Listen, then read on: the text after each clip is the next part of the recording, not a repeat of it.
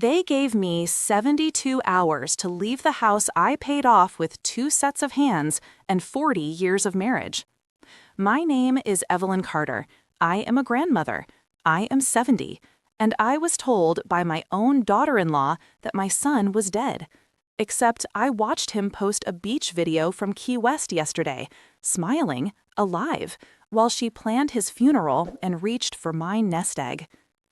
I live on the edge of Willow Creek, Virginia, modest cul-de-sac, maples in the front, a swing that still creaks when the wind turns. I raised my boy, Marcus, in this house. I held my husband, Thomas, here when the chemo didn't work. He passed last October, 39 years married. If love alone could cure cancer, he would still be holding my hand at breakfast. After the burial, our quiet turned into fog. Paperwork, insurance calls, hospital bills, neighbors leaving food I couldn't taste. Marcus flew in from Dallas with his wife, Lauren, a real estate agent with glossy hair and a brighter smile than the chandeliers she kept posting online.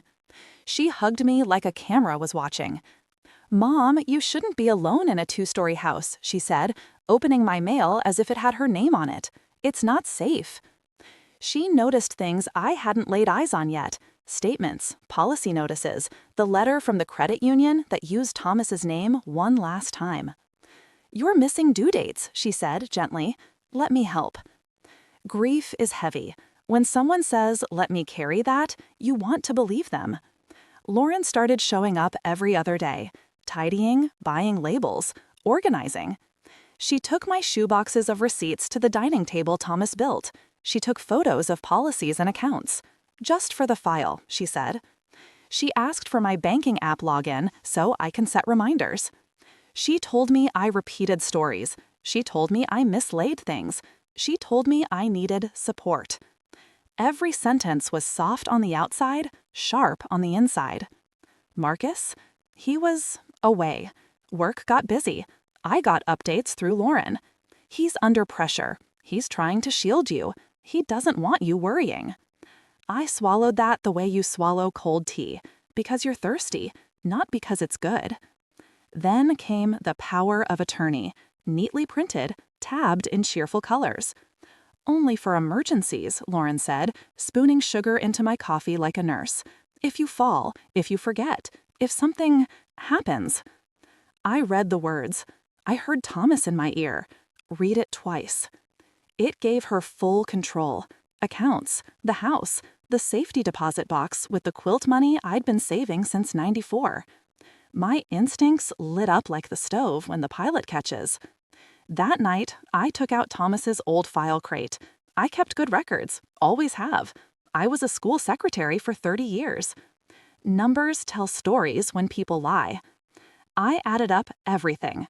My credit union CDs, $61,400. The municipal bonds Thomas loved, $180,000. My retirement annuity, $1.6 million. Savings, $38,200. The house, appraised in September, $510,000. It felt crass to total it, but grief isn't a reason to be blind. On the margins of my statements, in handwriting that wasn't mine, I saw notes, routing numbers, account balances, my mother's maiden name circled. Lauren had done her homework. I decided to do mine.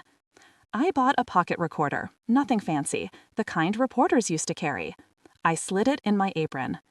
The next day, Lauren came over with soup and sunshine. I hit record. "Evelyn," she said, "I spoke to a placement coordinator." "A what?" "Independent living, on one floor, no stairs, 3 meals, call buttons. It's safer." "For me?" I said, "or for my assets?" She laughed. "Don't be cynical. Your house is equity, tied to maintenance. Think liquid." She used that word like a promise, like my entire life could evaporate and somehow be helpful. She put a glossy folder on the table, brochures, happy seniors playing pool, a sample transition timeline, a list of to-dos. Number 1, secure durable power of attorney. Number 2, transfer utilities to agent, her agent. I kept my face polite. I kept my voice sweet. Inside, I was counting to 10, then 20. then to the number where anger starts to feel like clarity. That night, Lauren called with a hushed tone. "Evelyn, there's something about Marcus." My knees went cold. "What?" "He's gotten into a situation. Debt. People you can't ignore. We need funds available, fast, just for a short time. I can protect your accounts." I asked for documents. She said, "These people don't do paperwork." I hung up and opened my laptop. My hands shook, but my mind did not. I checked Marcus's social media. He hadn't posted in weeks. But his best friend, Devin? Plenty. Stories, pictures at a marina in Key West, laughter. And there, for 3 seconds, a familiar laugh off camera. "Bro, Marcus, you gotta try this grouper." The video ended. I rewound. I turned the volume up. I knew my boy's voice when he was 5. I knew it now. The next morning, my phone lit up. Unknown number. Grandma? Not Marcus. My granddaughter, Lily, 19. College sophomore with a heart like her grandfather's. "Mom won't let me talk to Dad. Says it stresses you out. Are you okay?" "Baby," I said, "I am now." Lily whispered, "I think Mom's hiding something. She told the church women Dad's in trouble. She's planning a fundraiser." A fundraiser? For a man eating fresh fish by the water? I called an old friend, not a detective, not a lawyer, Ruth, retired bank manager. The woman who taught me what phishing meant and why you don't click links from the IRS. "Bring me the papers," she said, "and don't sign anything. Promise me." I promise. Ruth spread the documents across her kitchen island like a war map. "See this?" She tapped the durable POA. "Broad. Too broad. See this clause? Real property. She can sell the house without you in the room." "Can she?" "If you sign. Don't." "What about the placement coordinator?" Ruth snorted. "Real estate friends. Commission if they place you, commission if they sell your house. 2 bites from the same apple." I swallowed my hurt and let it turn into a backbone. I called my pastor. I called the ladies who run the church benevolence fund. I called the neighbor who sees everything from behind her blinds. I said nothing about schemes. I said, "Please don't send money to any fundraiser about my family unless it comes from me." We don't always need sirens. Sometimes we need whispers. That night, Lauren came back with takeout and urgency. Things changed. We have to act now. Her hands shook. Her eyes didn't. She slid another set of papers across my table. Same tabs, new date. She reached for a pen like a magician reaches for a scarf. "Sign here. We'll move funds to a safe account. Then we'll call the retirement community. I reserved you a unit." I turned the recorder up a notch in my apron. I kept my breath even. "What happened to Marcus?" I asked. A pause, long enough to be a lie. He's not okay," she said. Then the bomb she thought would break me. "He was in a boating accident off Miami 3 days ago. They're still searching." I stared at her. My heart was a drum. My mind was a ledger. "Off Miami," I said softly. "Yes." "With who?" "I can't say." "Call the Coast Guard," I said. She blinked. "They're involved." "Call them," I repeated. "Put it on speaker." She didn't. She reached for my pen again. When lies don't land, manipulators switch weapons. Lauren's voice sharpened. "Evelyn, you're not well. You've been misplacing medications. You forgot to pay the light bill. The bank called me." "No," I said, "they didn't." She folded her arms. "I can petition the court for emergency guardianship. Your church friends can bring casseroles. They can't stop a judge." I thought of Thomas, his last week. The way he squeezed my hand and said, "Don't let anyone put you in a corner you didn't walk into." I stood. I walked to the sink. I washed my teacup like it mattered. I dried it slow. I turned. "I won't sign," I said. "Not today, not tomorrow, not ever." Something moved behind Lauren's eyes. The charm went dark. "You have 72 hours," she said at my door, "to pack. We'll list the house Monday." She stepped onto the porch like she owned it. She did not. The minute her car turned the curve, I dialed Ruth. "Ready?" Ruth asked. "Ready." We made a list. freeze my credit, call the credit union, set up transaction alerts, change online passwords, secure the deed, photocopy everything, tell Lily to screenshot everything her mother posts, stay calm, stay small, stay recording. I brewed tea.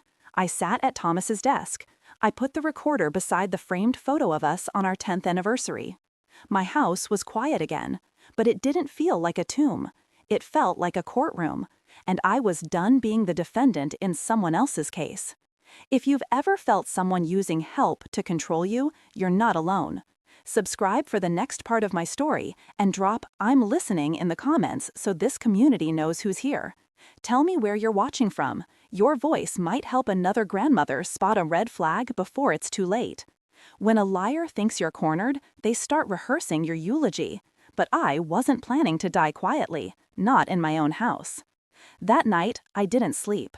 I sat on the porch swing with Thomas's old blanket over my knees and my phone clutched in both hands. Lauren's headlights had barely vanished when I started recording a full statement, just in case things went worse before they got better. My name is Evelyn Carter. I am 70 years old. I live at 214 Maple Bend, Willow Creek, Virginia. If anything happens to me, my daughter-in-law, Lauren Carter, should be investigated. My voice trembled, but my words didn't.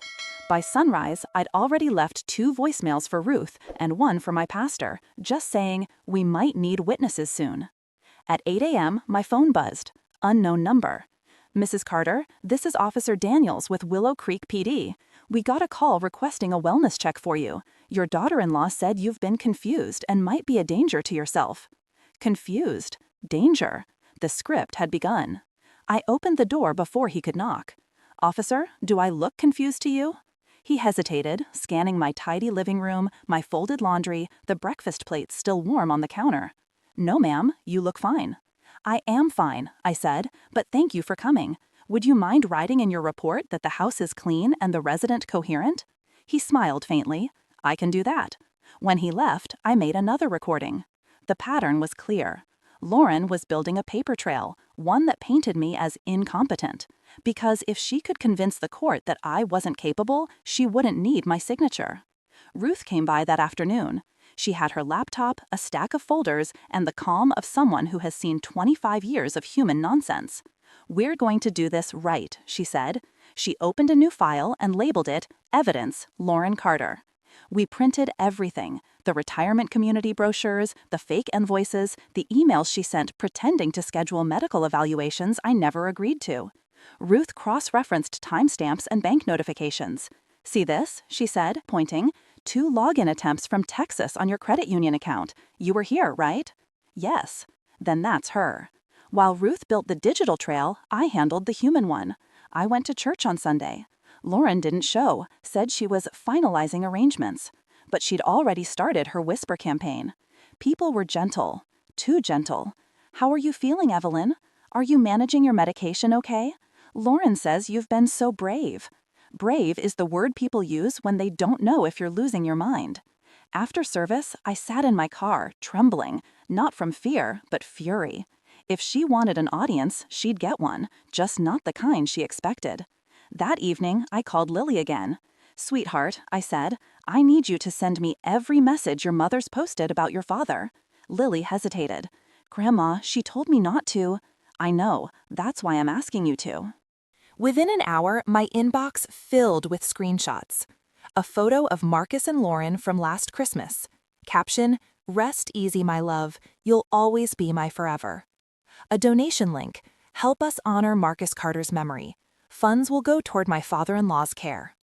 Donations were already coming in. $100 here, $75 there. Names I knew. Church people. The book club. I called Ruth. "She's killing my son online," I said. "And monetizing it," Ruth replied. "We'll stop her." We went straight to the police station Monday morning. Detective Owens, mid-40s, tired eyes, but the good kind of tired, listened quietly as Ruth spread out the folders. Lauren's fake power of attorney, the GoFundMe posts, the Marcus Memorial flyer she'd printed at Staples. Owens rubbed his chin. "Mrs. Carter, this looks bad," he said, But for an arrest, we'll need confirmation Marcus is alive. Can you reach him directly? I've tried, I said. He's not answering my calls. Then let's find him another way. That night, Ruth's nephew, a tech-savvy insurance adjuster, ran a quick online trace. Marcus's name popped up on a hotel registry in Key West, under a corporate card. Marcus L. Carter, guest since May 12. Alive, confirmed, and nowhere near Miami. We sent the proof straight to Detective Owens. He called back less than 12 hours later. Mrs. Carter, I've verified your son's identity through hotel management. He's fine. I'm opening a case for attempted financial exploitation. Relief felt strange, light, but shaky. Ruth hugged me tight. Now we play quiet, she said. She'll get desperate when she realizes her story's falling apart. And she did. By Wednesday, Lauren was back at my door with tears rehearsed to perfection. Her makeup ran in tiny rivers. Evelyn, she sobbed, I have the worst news. Marcus's boat capsized off Miami Beach. They found his wallet. Her voice cracked in just the right paces. I wanted to hate her, but mostly I wanted to watch her lie one more time, cleanly, so the recording would catch every word. I clicked the recorder in my apron. I'm so sorry, Lauren, I whispered. What can I do? She slid an envelope across the table. Inside, a death certificate. Marcus Lee Carter, age 38. Cause of death, drowning. She didn't know I'd already seen my son's breakfast post from that very morning. Pancakes, orange juice, captioned, Lazy Day at the Marina. Lauren sniffled. We should schedule the memorial this weekend. The community wants to help. I've already set up the donation page.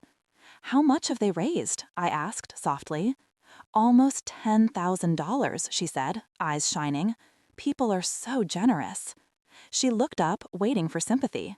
I gave her silence instead, because in silence, a guilty person keeps talking.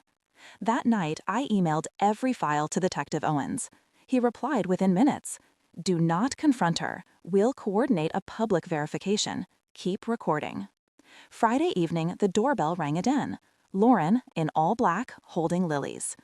Everything's arranged, she said. Saturday, 11 a.m., St. Matthews. It'll give everyone closure. Closure for what? I asked. For Marcus, she said, softly. For us. I smiled for the first time in weeks. Yes, I said. Closure. She didn't know she was planning her own. Sometimes betrayal hides behind the kindest smile.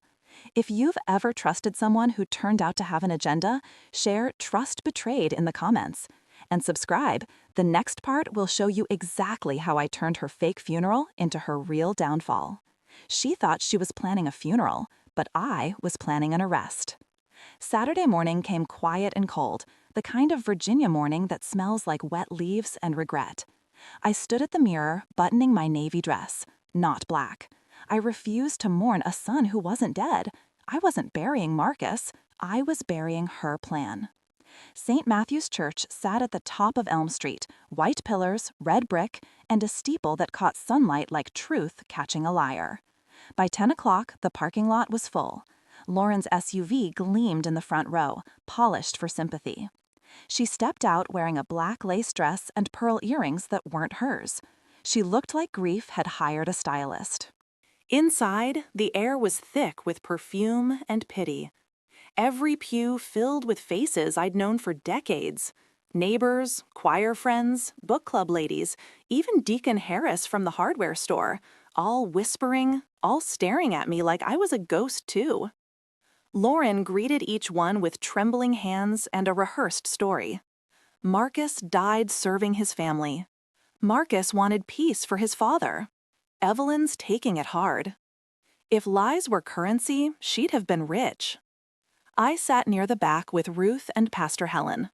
Ruth whispered, Owens and the detectives are outside. They'll come in once the video link goes live. I nodded. My palms were cold but steady. Thomas used to say, let the truth speak for itself. It has better manners than revenge. At exactly 11, the organ played. Lauren walked down the aisle like a widow in a movie, a framed photo of Marcus in her hands, the one from last Thanksgiving, before she drained the color from his life. She set it on the altar, dabbed her eyes, and began to speak. "Marcus was my heart," she said, voice trembling just enough. He was the kind of man who cared more for others than himself. Even when his father struggled, Marcus was there. He told me, "Lauren, if anything happens to me, take care of Mom. That's what I've been trying to do." I looked at Ruth. Ruth looked at me. We didn't need words. The double doors opened halfway through Lauren's speech. Detective Owens walked in, 2 uniformed officers behind him, cameras rolling from a discreet corner. He didn't interrupt right away. He waited until she said, "He's gone to a better place." Then his voice carried through the church.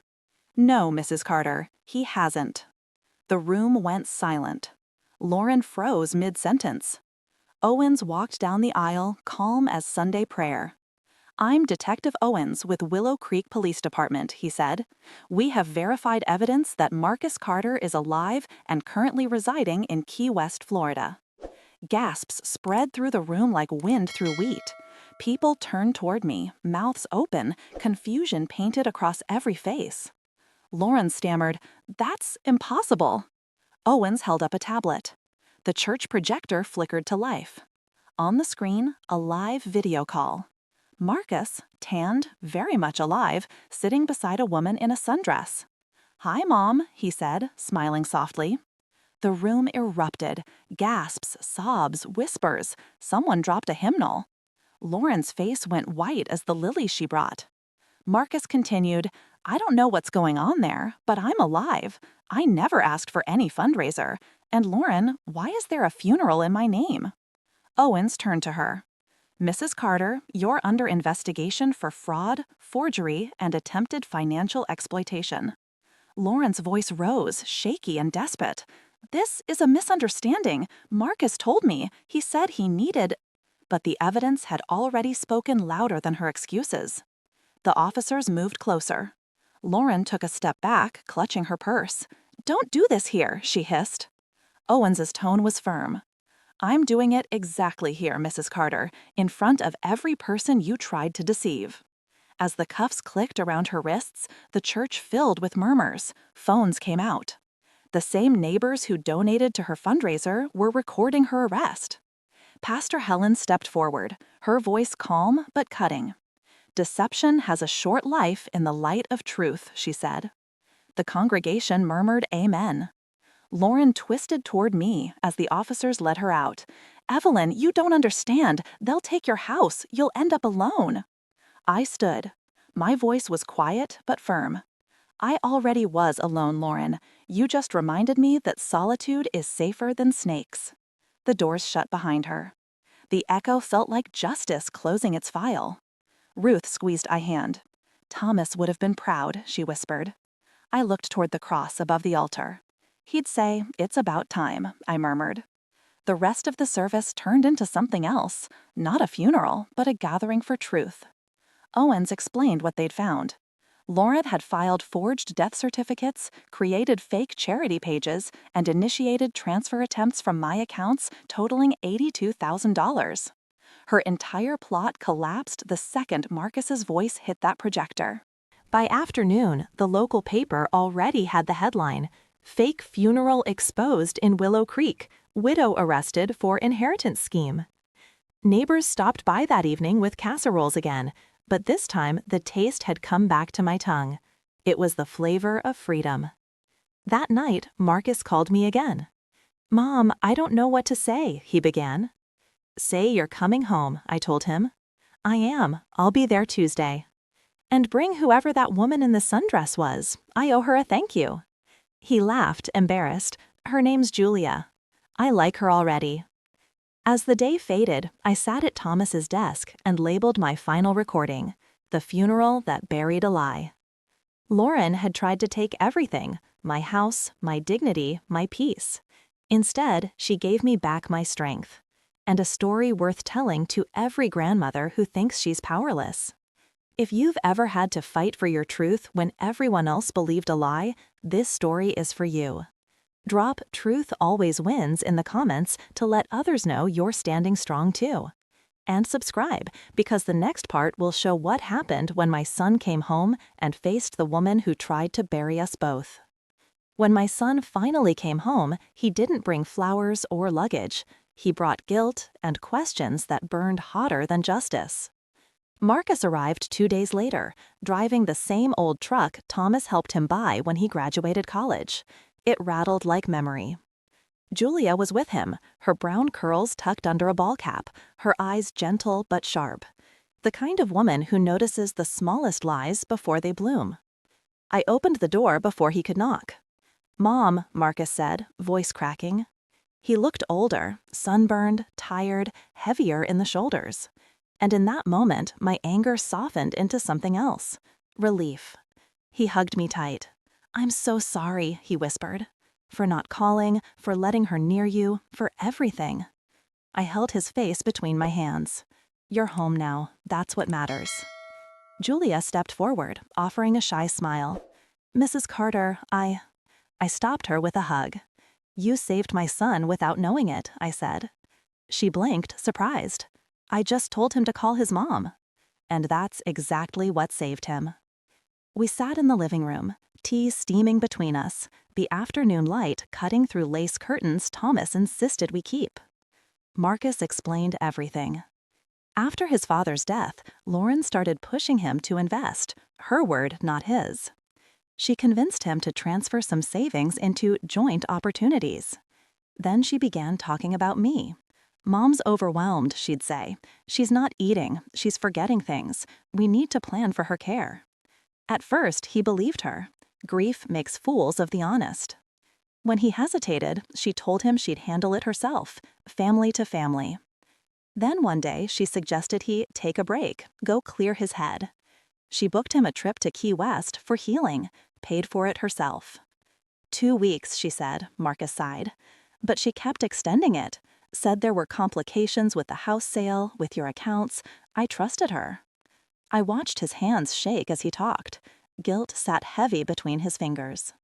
"Son," I said softly, "she didn't just fool you. She studied us. She found the cracks and slipped through them." Julia nodded. "She's done this before," she said. "I looked her up after the arrest.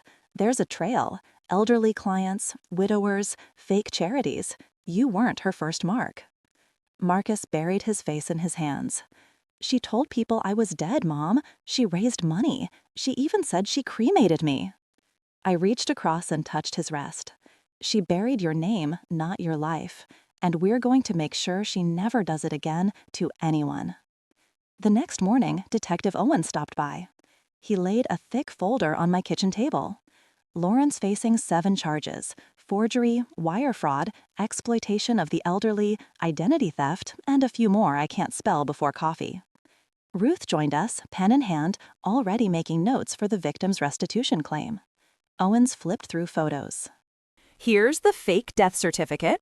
Here's the transfer attempt to an offshore account under the alias LM Properties LLC. Guess who owns it?" Marcus swallowed hard. "Lauren." Owens nodded. "Exactly. She created a shell company to hide stolen funds. But thanks to your recordings, Mrs. Carter, we have her threats on tape. That's gold in court."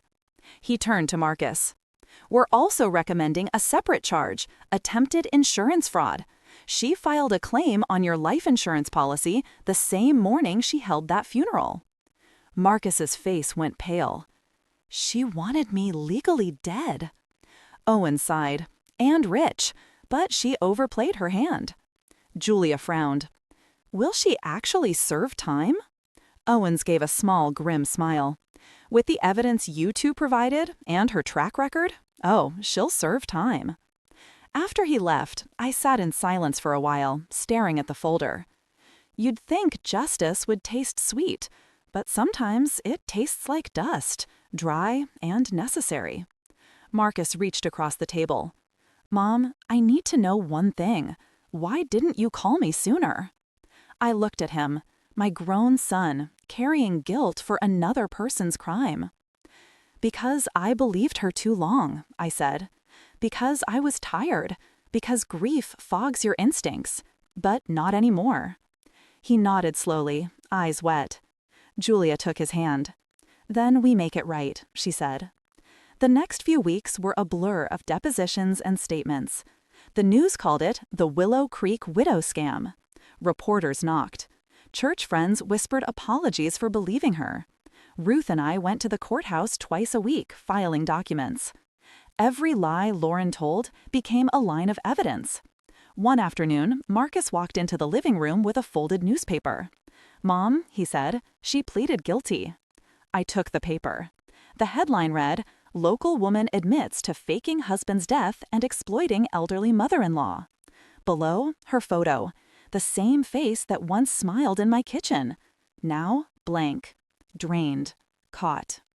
"She made a deal," Marcus said. 5 years, maybe less with restitution, but they're seizing everything she bought with stolen money. "Good," I said. "Let her start over without the tools she used to steal." We sat together, the weight of months finally lifting. Then Marcus laughed, quiet, almost bitter. "Imagine her face when she saw me on that screen." I smiled. "Oh, I don't have to imagine. I recorded it."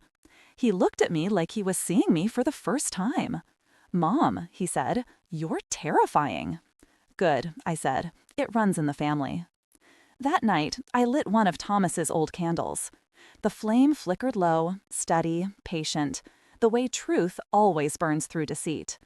Lauren thought she was the hunter, but she forgot. A grandmother's memory is sharper than any scheme.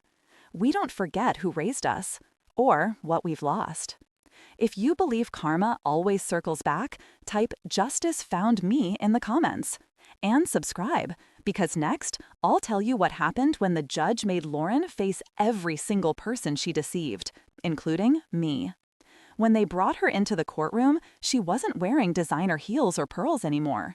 She was wearing chains, and the truth she'd spent years running from. It was a gray morning in Richmond when I walked into the courthouse. The kind of morning that makes the sky look like it's waiting for a confession. The air outside was cool, but inside it was heavy, packed with whispers, cameras, and the hum of quiet outrage. They'd called it the Carter case, but to me, it was just the final chapter of a story that started with trust and ended with betrayal. Lauren sat at the defense table, wrists bound, her hair tied back the way they do in holding cells. Her once perfect manicure was gone. Her eyes darted toward me, then away. Funny, the woman who once told me I couldn't handle my own finances couldn't even meet my gaze now. The prosecutor, a woman named Ava Monroe, opened the case with calm precision. "Your Honor, this is not just a story of greed. It's a story of manipulation, a daughter-in-law who exploited grief, fabricated death, and nearly cost her family everything." Every sentence landed like a hammer. Emails, forged signatures, bank transfers, audio recordings, and then my voice, playing from the recorder. "Lauren, I'm not signing anything. Not today, not tomorrow, not ever." The courtroom was silent except for that small piece of defiance echoing through the speakers. Even the bailiff looked up. Then Ava played the next clip, Lauren's voice. "You're a confused old woman, Evelyn, one fall away from a nursing home. You need me." The jury shifted uncomfortably. Lauren flinched. I just sat still, hands folded in my lap, steady as stone. When the prosecutor finished, she nodded toward me. "Mrs. Carter, would you like to make your statement?" I stood. Every creak in my knees felt like history moving forward. I walked to the witness stand and looked out at 12 strangers who held my story in their hands. "I'm not here because I'm angry," I began. "I'm here because silence helps people like her. Grief makes us easy prey. And love, real love, makes us blind to the wolves we let in our homes." Lauren stared at the table, eyes glistening but empty. "She called herself family," I continued, "but she used that word like a weapon. She forged my son's death certificate. She told me he was gone. And she looked me in the eyes while she did it. I want her to understand that she didn't just steal money. She stole trust. She turned kindness into currency." The judge nodded gently.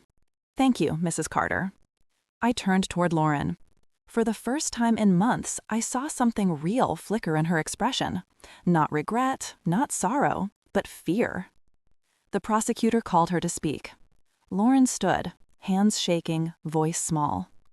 I'm sorry, she whispered. Sorry, the word people use when they're caught, not when they've changed. The judge didn't flinch. Mrs. Carter, this court finds you guilty on all counts: financial exploitation, fraud, forgery, and identity theft. The gavel came down like thunder. 5 years in federal custody, full restitution to victims, lifetime restriction from handling financial accounts or estates. She covered her face and sobbed. For a moment, I almost pitied her. Almost. Because empathy doesn't mean forgetting. It means knowing how deep the wound is and deciding to stop bleeding for someone who cut you. As she was let out, Lauren glanced back. "Evelyn," she said weakly, "you'll end up alone. People like you always do." I smiled. Then I'll be alone in peace, not in prison. Outside, the reporters swarmed. Microphones, flashbulbs, questions. "Mrs. Carter, how does it feel to see justice served?" "It feels," I said, "like finally sleeping through the night." Ruth joined me on the courthouse steps. "You did it," she said, smiling through tears. "No," I replied softly. "We did."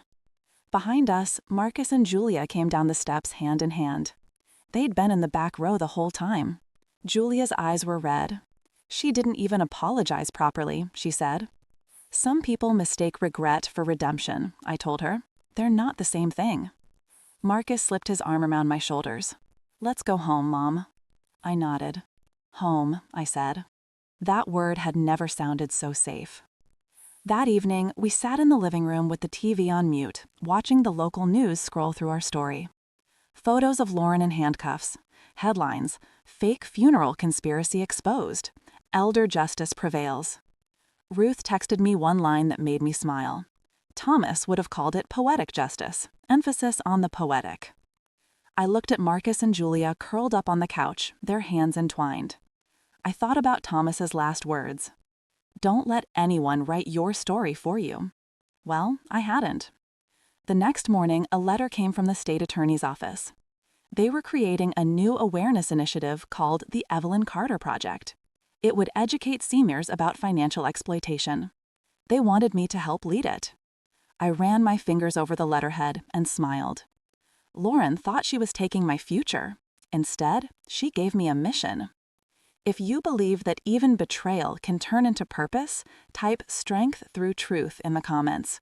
And subscribe, because next I'll tell you what happened when the community that once pitied me came together to protect every elder in our town. After the trial, people stopped whispering about me in pity. They started listening in purpose. And that, right there, is how healing begins after betrayal. The courthouse faded into memory, but its echoes built something bigger than revenge.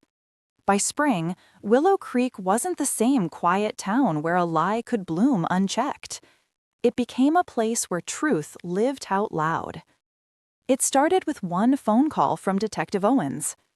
"Evelyn, the department's launching a partnership with the Attorney General's office to teach seniors about financial safety. They want you to speak at the kickoff." I almost laughed.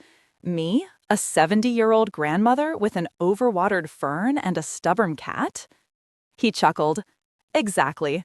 They'll listen to you because you've been there." So I said yes. And just like that, the woman who once recorded her abuser in secret was handed a microphone. And a crowd. The first event was held at St. Matthew's, the same church where Lauren's fake funeral collapsed. When I walked up to that pulpit again, I didn't shake. I wore the same navy dress, but this time I wasn't mourning anything. I was protecting something. "Some of you know my story," I began. "I trusted family. I believed love couldn't lie. And I learned that trust without caution is an open door for betrayal." The room was silent except for the sound of pens scribbling. Elderly couples held hands, middle-aged daughters wiped their eyes. You could almost feel generations promising to do better. After the event, a man in his 80s came up to me. "Sis, I was about to sign my farm over to my nephew last week. He said it was for tax reasons. I smiled gently. Ask him to wait until your attorney's in the room. If he refuses, you have your answer. He nodded, eyes glistening. That was the moment I realized I wasn't just surviving anymore. I was preventing someone else's nightmare. Marcus joined me for every session. He handled the logistics, I handled the talking. Julia ran our social media page.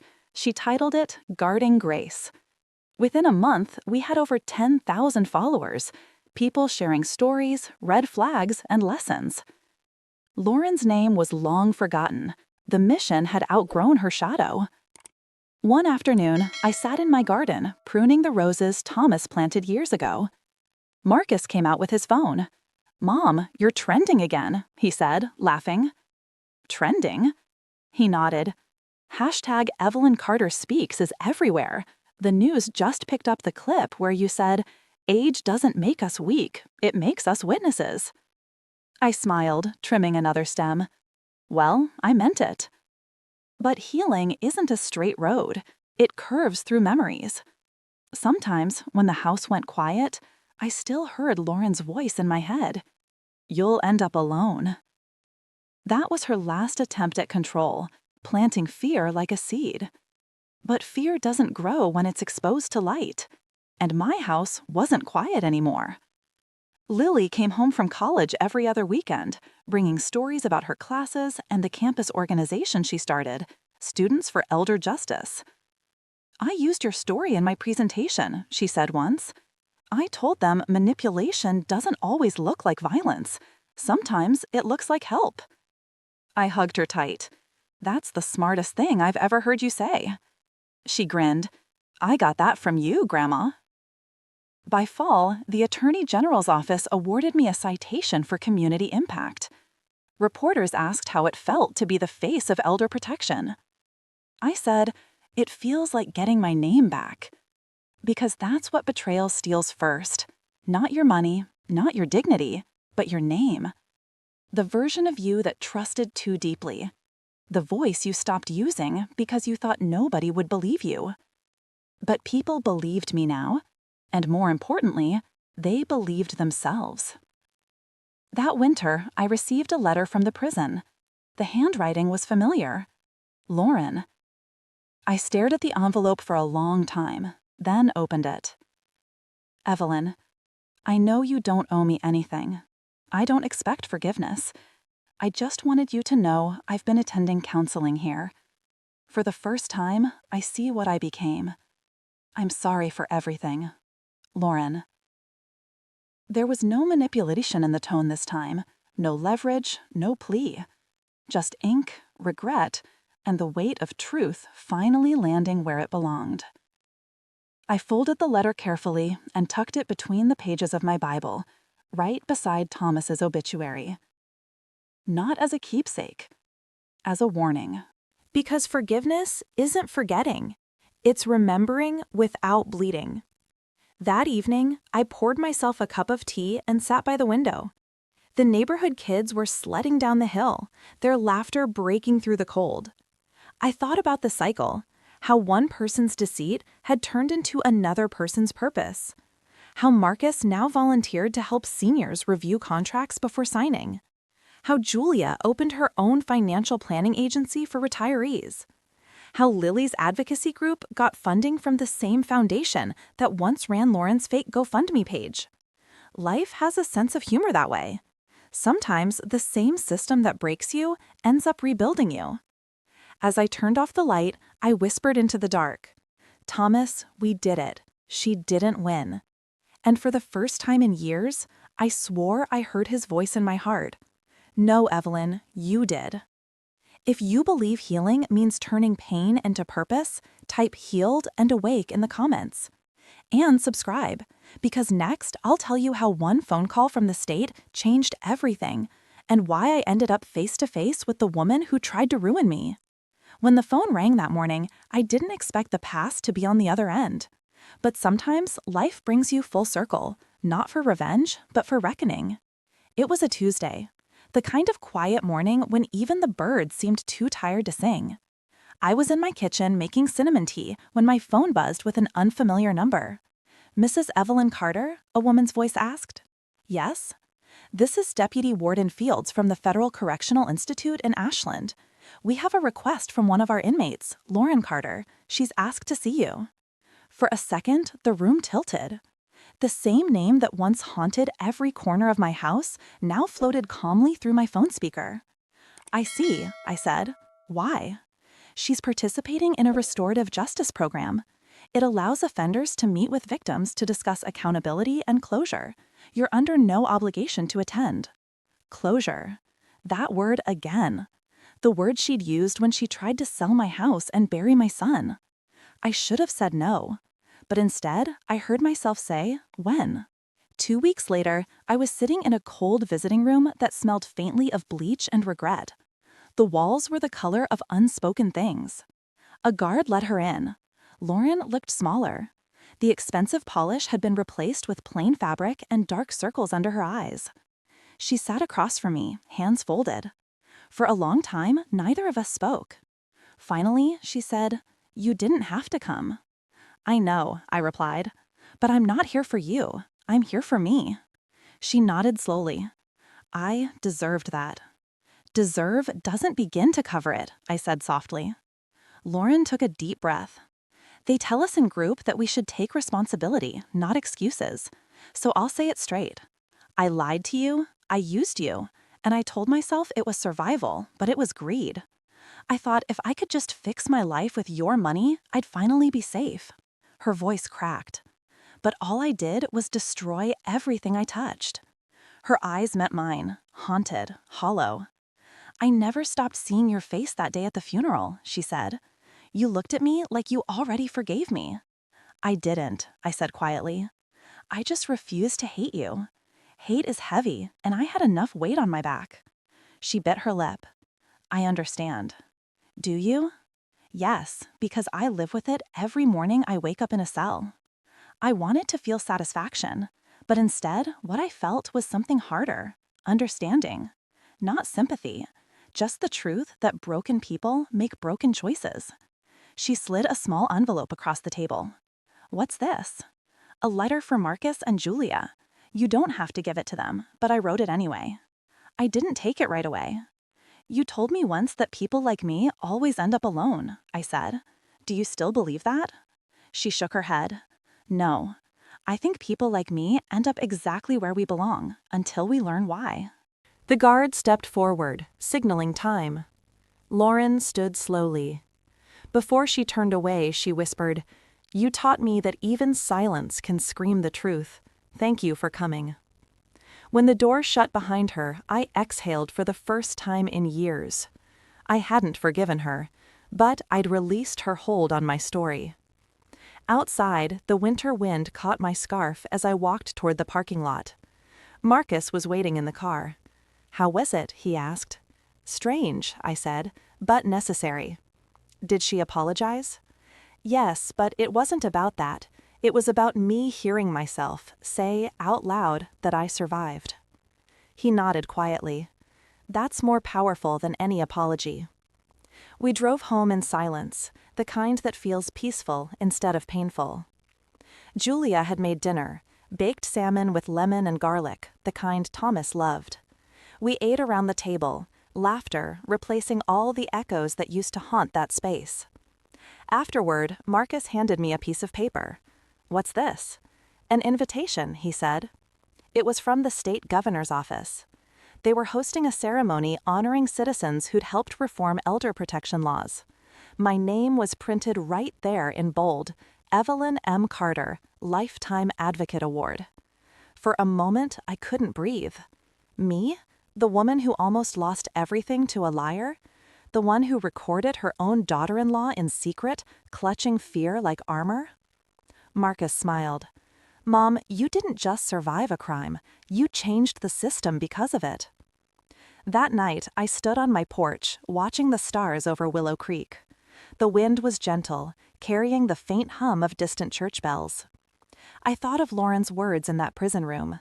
People like me end up exactly where we belong until we learn why. Maybe that was true for all of us.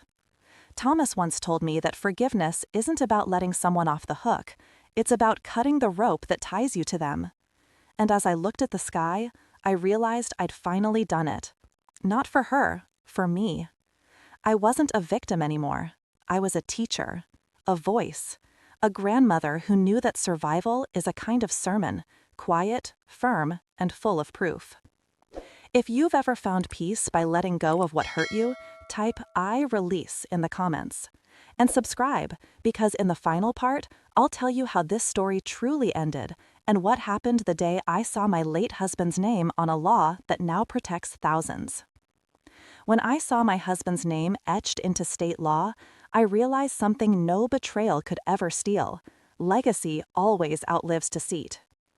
It's been 2 years since the day I walked into that courtroom and watched the truth finally take its seat. Sometimes it still feels unreal. The headlines, the cameras, the calls from strangers thanking me for speaking up. Me, a retired grandmother who just wanted peace and a cup of tea. But what came next? That was bigger than me. Bigger than Lauren. Bigger than what she tried to take. The state of Virginia passed the Thomas and Evelyn Carter Protection Act last summer. It created stricter penalties for financial exploitation of the elderly and required every bank and real estate agent to report suspicious transactions involving seniors. My late husband's name, Thomas, was engraved in that title because he'd been the kind of man who spent his life protecting people quietly. And now, even in death, he was still doing it. When the governor handed me the plaque, I didn't cry. I smiled, because crying felt too small for what that moment meant. I didn't write this story, I said at the podium. I just refused to let someone else finish it for me. The audience stood. Reporters flashed their cameras, and somewhere in that noise, I swear I heard Thomas's laugh again, the kind that used to roll through the house when life was still simple. After the ceremony, a young woman approached me. She looked barely 30, holding her grandmother's arm. "Mrs. Carter," she said softly, "I work at a local bank. Because of the new law, we caught a caregiver trying to drain a client's account. Your story saved her." I held her hand and smiled. Then it was worth every tear. The old me would have gone home and sat in the quiet. But the woman I've become, she started packing. Because that same week, Marcus, Julia, and Lily convinced me to take my first vacation in years. Florida, ironic, isn't it? The same place where Lauren claimed my son had died. This time, we went there to live. We stayed near Clearwater Beach. Marcus grilled fish on the balcony, while Julia read out emails from advocacy groups asking for my advice. Lily filmed short videos of me sharing quick tips about spotting fraud and staying financially safe. She called the series Grandma Knows Best. It went viral. Every time I looked at that camera, I thought about the women watching, widows, grandmothers, mothers, who'd been made to doubt their own clarity. I wanted them to hear my voice and think, if she can rebuild, so can I. One night, while the ocean murmured below the balcony, Marcus asked, "Mom, do you ever wish none of it happened?" I thought for a long while before answering. "No," I said finally. Because without the storm, I wouldn't know how strong the walls were, and without her betrayal, I wouldn't know how deeply I was loved. Julia nodded, tears shining in her eyes. "Thomas would have been proud of you," she said. I smiled at the sea. He always said the truth doesn't need to shout, it just needs time to echo. When we came home, the house didn't feel like the place of a crime anymore. It felt like a monument of survival. The same kitchen where Lauren slid fake documents across my table was now the same space where my granddaughter learned to bake biscuits from scratch. The same desk where I once kept recordings now held letters from people across the country. Thank yous, testimonies, stories from others who found courage because I shared mine. Sometimes at night, I sit on the porch with a mug of tea, the one with the chip on the rim Thomas always said gave it character. I look at the glow of my neighborhood, the lights, the laughter, the life that refused to die. Lauren gets out next year. People ask if I'm worried. I tell them no, because I'm not living behind locked doors anymore. I'm living behind truth. And truth, once it's out, doesn't scare easily. I don't wish her harm. I just hope she's found something real to rebuild from. Because in the end, the worst punishment isn't prison. It's having to live every day knowing you traded love for greed. Marcus and Julia are expecting their first child. They're naming her Grace. When Marcus told me, I asked why. He said, "Because grace is what you gave all of us, Mom." I laughed. "Grace is what found me," I said. I just decided not to waste it. Now, whenever I speak to audiences, I end with the same words every time. Be kind, but not naive. Be trusting, but keep your eyes open. And when someone tells you you're too old, too slow, or too soft, remember that the quietest voices often carry the strongest proof. Because that's what I've learned. Betrayal doesn't end you. It introduces you to the version of yourself that was waiting to be born. So, if you're listening to this right now, don't let fear silence your story. Tell it, because your truth might just be the warning someone else needs to hear before it's too late. If you believe that truth outlives every lie, type "Legacy Wins" in the comments. And if this story touched you, hit subscribe. Because somewhere out there, another grandmother is fighting to be heard, and your support helps her voice echo loud.